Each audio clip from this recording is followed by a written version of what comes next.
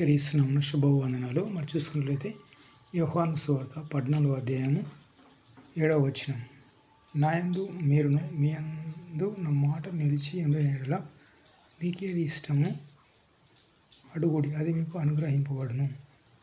చూడండి, ఇక్కడ దేవుని వాక్యం చెప్తుంది, నాయందు మీరును మీ అందు నా మాటలు అంటే మోషే ఇచ్చిన ధర్మశాస్త్రములో ఉన్న దేవుని మాటలు. ఈ మాటలు మనం నిలిచిన మనం దేవుని యందు ఉండాలి. ఏదైనా తోటలో ఆదాము హవ్వల వాళ్ళ పని ఏంటిది? దేవుని స్తుతించాలి, ఘనపరచాలి, అంతే. మరి అక్కడ చీకటి అనేది లేదు, ఎప్పుడు వెలుగు, అక్కడ పని అనేది లేదు. నోరంతా తీయగా 5 సంవత్సరాలు పిల్లలు ఎలా ఉంటారు? అలాంటి స్వభావం ఆదాము హవ్వలది. అలాంటి సిచ్యువేషన్లో దేవుడు ఏం చేసిండు? ఆదాము హవ్వలకు జంతువులపైన, పక్షులపైన, చేపలపైన అధికారం ఇచ్చాడు. కానీ వాళ్ళు ఆజ్ఞ మీరి దేవునికి వ్యతిరేకంగా ఉండి బయటకు గెంటి వేయబడ్డారు. కాబట్టి దేవుడు ఏమంటాడు ఇక్కడ, నాయందు మీరును మీ అందు నా మాటలు నిలిచి ఉండాలి.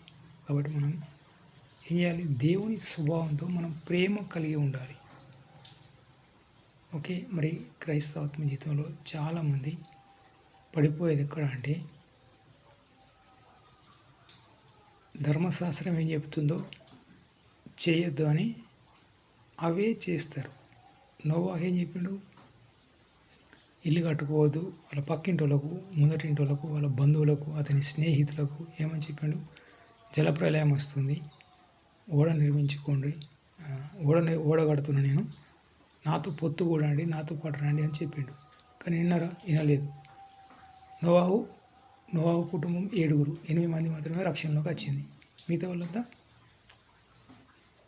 జల సమాధి అయిపోయారు. ఎందుకంటే ఇప్పటి రోజుల్లో చాలామంది వారికి ఉన్న సంపాదన సగం గృహాలుగా కేటాయిస్తారు. ఎందుకంటే different kinds of designs, tiles, gypsum, ఇంకా లగ్జరీ పెయింట్స్, ఆ విధంగా ఉన్న డబ్బా దానికి కేటాయిస్తారు. మరి అబ్రహాం కాలంలో, మోషే కాలంలో, అపోస్తలుడైన పౌలు కాలంలో వాళ్ళు ఏం చేశారు? ఉన్న ఆస్తులన్నీ పెంటకు పోయించుకొని దేవుని ప్రజలతో శ్రమను అనుభవించారు, దేవుని ప్రేమను ఇతరుల ఎదుట చూపారు. మరి ఇప్పుడు సంపాదన అంతా, please test your self, how is your spiritual life?